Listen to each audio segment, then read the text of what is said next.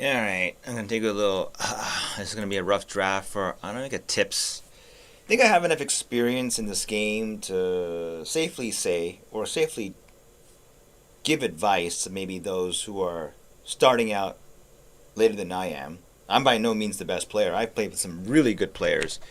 But I think I can recognize and identify with pretty good accuracy what are the factors that contribute to a win and what leads to a loss, and how to approach the game, the mentality you should have when you approach the game.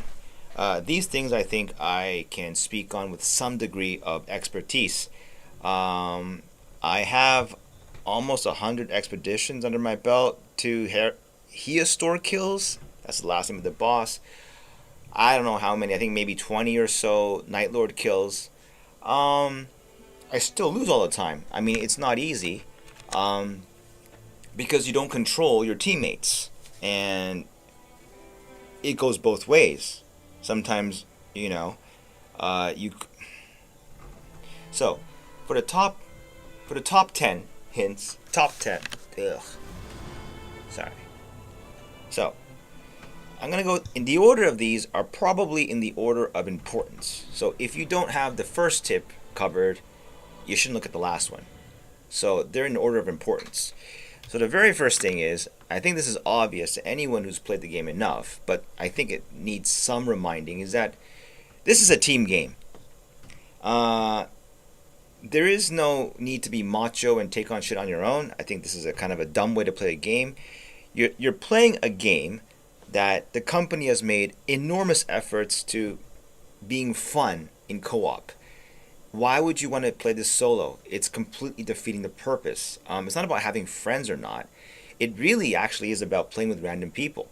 And I think if you play though in an organized group with friends, you have a huge advantage if you know how to coordinate things. However, I think the majority of people are playing with with randos. So, what does that mean by this is a team game? This means it's not only about you. You need your teammates to do well along with yourself to successfully complete a Night Lord. This means two things. One, sometimes they will carry you, or sometimes they will drag you down. You have no control over this, so the thing is to focus on the things you can control. So, essentially, day one and two, they are a teamwork test. Okay, it is when you're on a good team, even if you're lagging behind, not doing your job, you basically steamroll everything. So, but if you are with them, if you are with the group and going with them and following along, you will steamroll even harder. And by the time, the benchmark is if you do really well in this day one and two meta, by day three, you will be level 15. The bare minimum should be 10, and below that, I think it's pretty much no way. So between 10 and 15, that's the target level you want to reach for day 3. You have a much higher chance of beating the boss, because most likely if you do get 10 and 15, if you do get level 10 plus, you will also have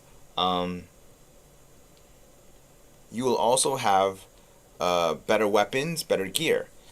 So I've been in groups where, okay, it's clear that the group leader knows what they're doing, and at that point it's just a cinch. You just follow him along. You kill the bosses he's killing. You don't. The worst thing to do is to just go off on your own and do your own thing, ignoring what anyone else is doing. I think anyone will pick up on this soon enough. Um, and sometimes when you have a good team, you just steamroll the content. Like it's like you don't even have to think. It's like brain off. So this is the most important thing. If you can't even get this right, I think forget about it. It doesn't matter how you gear, how you DPS, how you anything. You won't beat the Night Lord. I mean, maybe it can be done in extreme cases, but then if you're so good at it, you can beat it all alone. Then you just might as well play solo, right? Okay, number two, you need to know your class. I think knowing your class is probably the one thing you can control. One of the other things that you can control is to know your class. So if you're playing Recluse, this means you should stay ranged, obviously. I've only dabbled in a few others, but you should really specialize and get good with a few classes to really be effective. Um, Let me check first. How many do I have? Kills, that is. Um, so Recluse, I think, is an easier class to play than the other ones. At least it's an easier class to play well because you stay ranged. And it's not like the Iron Eye. The Iron Eye, to be really effective, should apply marking. This means it has to kind of go dive in and out. Like it has to go close range and then out of close range. So it's a bit more risky. Recluse is the least risky out of all of the damage, like of all the classes that do damage. Hers is the least risky. You get to stay at range, you charge your FP at range, and as long as you know how to manage the FP regeneration and how to, pick your spells, you'll contribute very well to the group. She does a lot. I notice that if you don't have a recluse in your group, the damage sometimes can feel lacking. So she does very good damage. She has incredibly good synergy with the Duchess, I think, because if you spam all your spells or dump your FP in a short span of time, the Duchess can echo that damage for like double damage basically, and then apart from that though, she doesn't have any particular synergies that I can think of. But Duchess is the best one. Also, itemization. I think this is another thing that I didn't even realize until about 30 hours in. You actually get killer stats on your offhand. I mean, like, there's things like faster cast speed, there's things like, is that it? There's faster cast speed, yes, less FP cost, and my personal favorite for bosses is damage reduction while on full HP.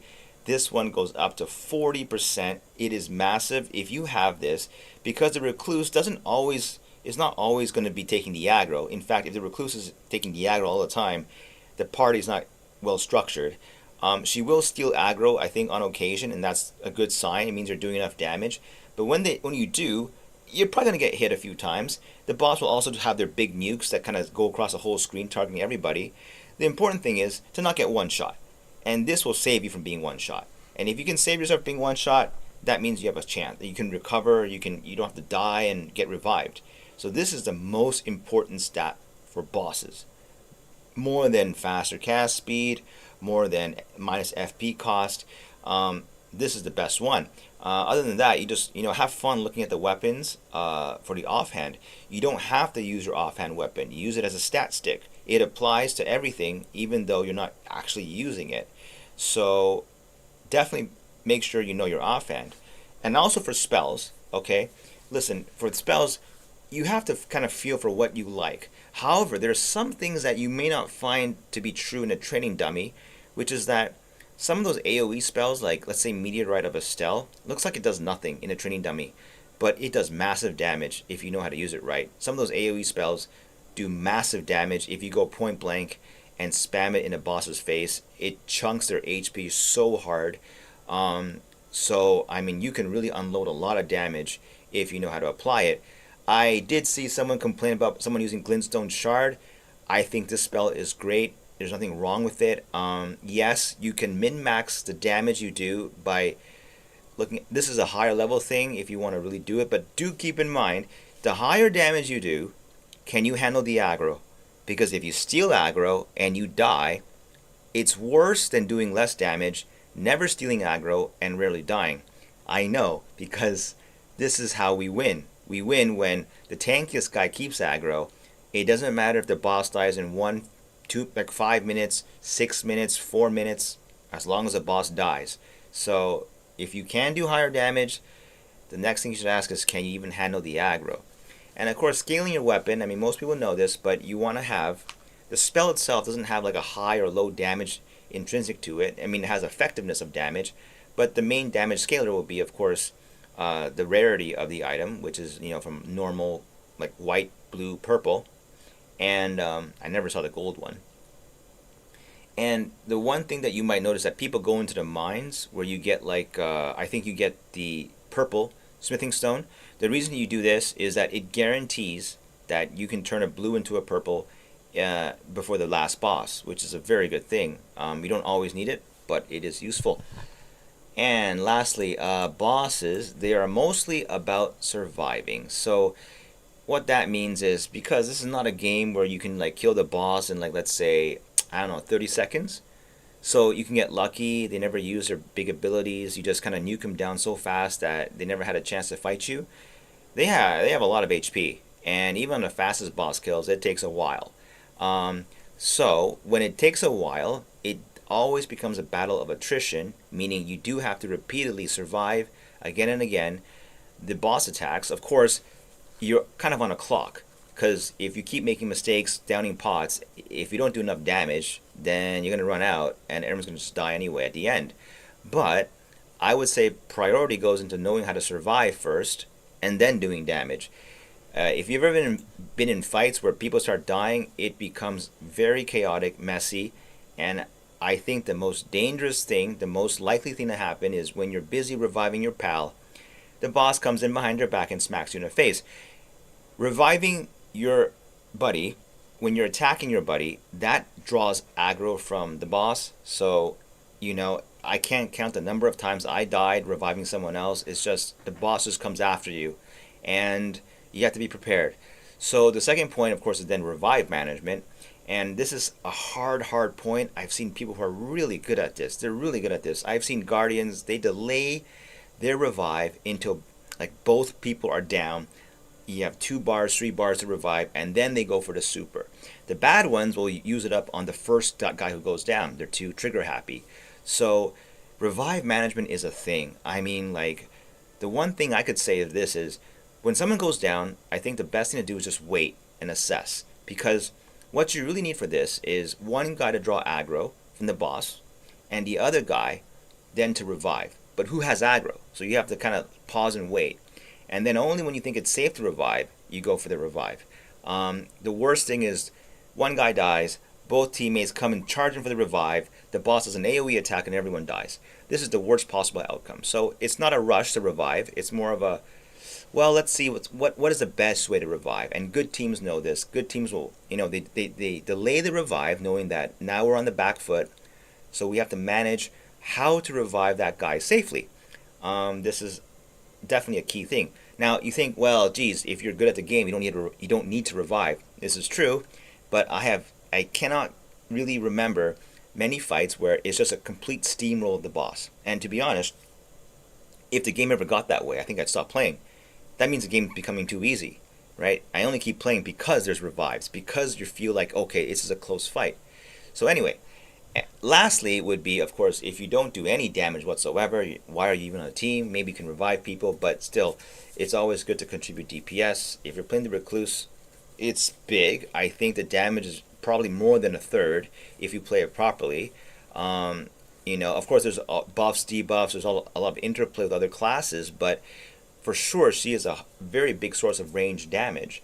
And going back to the surviving thing, the Recluse's dodge is really good. It's not the normal dodge. You get to, I think it travels farther, faster, and it's easier, I feel, to get away from the boss or close the gap. Sometimes I think if you are dodging bosses, don't dodge away from your team, dodge sideways, maybe towards them. Because when the boss is running after you, that's free hits for everyone else. But if you drag him with you too far away, well, everyone's chasing him and not getting their free hits. So the thing is just, if the boss turns to you and aggroes you, best thing is to stop attacking. If you're really good, you can, of course, interweave attacks, but it's risky. Best thing is just focus on dodging and luring the boss back to your teammates so they get some free hits in. And the moment he goes back to aggro your teammates, you start hitting him. So that's kind of the rotation, generally speaking. One last tip is, I thought I should have known this earlier. You go into Bloss for the first 2-3 times, you just have no idea what they're doing. I mean, unless you watch videos about them or. So I think the best thing is when he does some really weird thing, like, oh my god, he disappeared, what do I do? Well, if you stand with the other guys who seem to know what they're doing, you can't go wrong, can you? Well, sometimes you can, but I mean, usually you can't go wrong. I think it's a good way to, so you don't panic, Like you say, okay, well, how can I be at fault if I'm here standing with you? You get hit by this AOE, so it's your mistake, it's my mistake, everyone's mistake, right? So unless you know what you're doing, of course, right? Then you should do whatever you want. Um, and lastly, I just want to say this, like it's this game and all Elden Ring games. If you haven't realized this yet, if you beat the boss first try, you don't remember him. It's not fun. There is no hell yeah, I beat the guy. It's just, oh, that's it, huh? And then you might post on the forums how it's so easy, you first tried him. I pity these people. They missed out. Because the number of losses you have before you beat him, that's how much joy you'll get from beating him. So savor the loss, is what I'm trying to tell you. And you just keep at it. The reason why these bosses are so great is because when you finally persevere and beat the guy, that's when you feel like this is good. And you remember the guy because he kicked your ass. So it's okay to get your ass kicked. It is a good thing to get your ass kicked. The worst possible thing you could do is expect to win every time and then get mad if you don't and then don't learn anything and then just blame your teammates. This is the worst possible outcome of any expedition, and that's the one thing you can control, and that's what I've done. I had a great time. I have no fucking clue how I'm doing compared to the rest of the world. It kind of matters and it doesn't. You know what I'm saying? Because at the end of the day, I had fun. I had a good time. And isn't that what games are all about? It's not about winning everything, is it? So that's about it for the tips. I think, if you